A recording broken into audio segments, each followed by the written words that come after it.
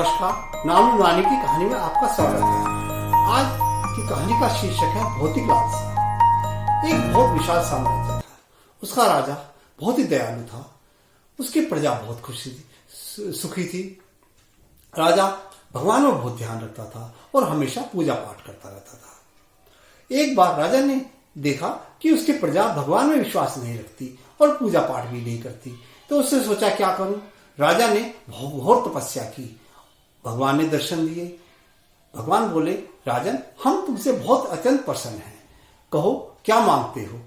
राजा बोला, भगवान, मेरे पास सब कुछ है, विशाल साम्राज्य है, प्रजा बहुत अच्छी है, लेकिन प्रजा आप में ध्यान नहीं रखती, ना पूजा पाठ करती। तो ऐसा कीजिए, अगर आप प्रजा को दर्शन दे दें तो वह आप में ध्यान लगाने लगेगी, पूजा पाठ करने लगेगी। भगवान बोले, देखो राजन, ये संभव नहीं है कि मैं सभी को दर्शन दूं, क्योंकि जो मेरी पूजा करता है, मुझ में ध्यान लगाता है, मुझ में अपने भाव रखता है, मैं उसी को दर्शन दे पाता हूं। राजा ने कहा, नहीं प्रभु, आपको मेरी प्रजा को दर्शन देने होंगे। आखिर भगवान हंसे और बोले, भक्त के आगे भगवान की नहीं चलती। ठीक है, तुम कहते हो तो मैं तुम्हारी प्रजा को दर्शन दूंगा, लेकिन कहां दर्शन दूंगा ये मैं बताऊंगा। ऐसा करो राजन, यहां से जो चौथी पहाड़ी है, 3 पहाड़ी पार करके चौथी पहाड़ी आएगी, उस पर मैं कल सवेरे दर्शन दूंगा और सभी को तुम बता देना, सभी आके मेरे दर्शन ले। तो राजा ने कहा, ठीक है। इतना कहकर प्रभु अंतर ध्यान हो गए। राजा ने तभी सारे नगर में ढिंडोरा पिटवा दिया राज्य में कि ऐसे ऐसे भगवान चौथी पहाड़ी के ऊपर दर्शन देंगे, सभी को आना है। सवेरे सवेरे सभी नहा धोकर तैयार हो गए, सारी प्रजा भी तैयार हो गई। आगे राजा, रानी, मंत्री और मंत्रिमंडल के सदस्य, पीछे सारी प्रजा चल रही थी। तभी पहली पहाड़ी पर देखा, प्रभु ने ऐसी लीला की, वहां पर तांबे के कुछ सिक्के डाल दिए।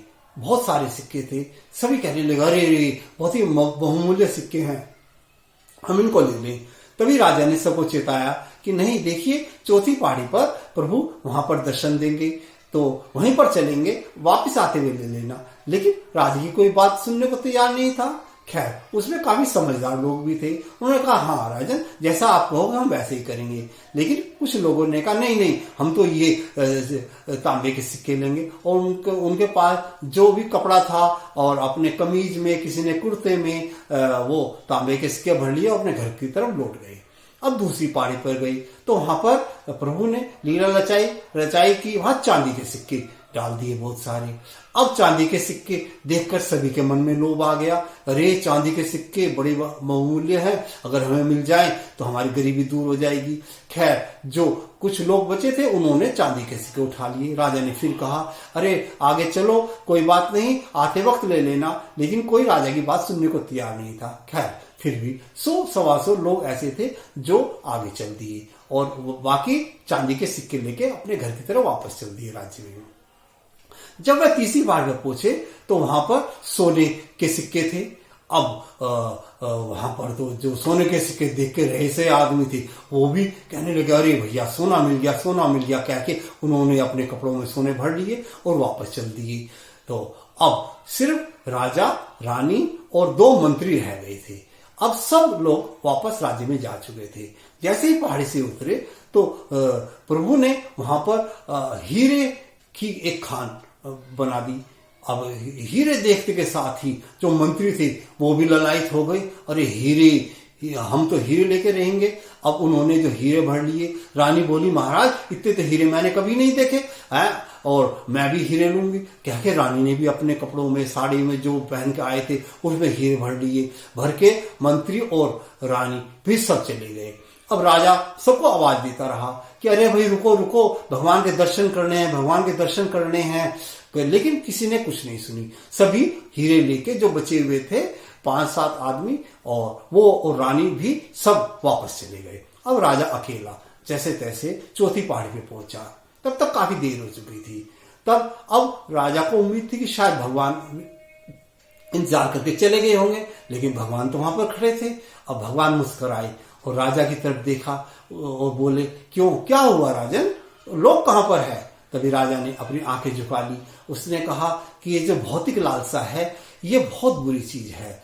और हे प्रभु देखो, पहाड़ियों पर इस तरह से ये मिले, पहले तांबे, फिर चांदी के, फिर सोने के, और लास्ट में आखिर में हीरे के। वहां तो मेरी रानी भी डगमगा गई, वो कहीं मैं तो हीरे लेके रहूंगी, और वह भी लेके चली गई।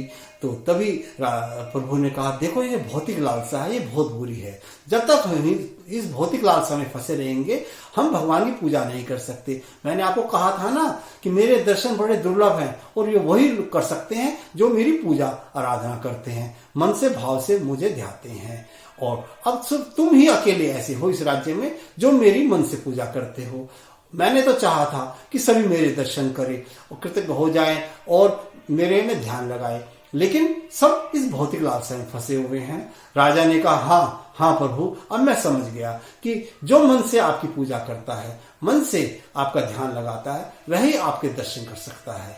मैंने भी बहुत कोशिश की, सबको समझाया, मैंने मंत्रियों को भी समझाया, अपनी रानी को भी समझाया कि इस चक्कर में मत पड़ो, लेकिन हीरो को देख के वह भी डगमगा गई, और वह भी आपके दर्शन से ज्यादा उसने उस हीरो को अहमियत दी।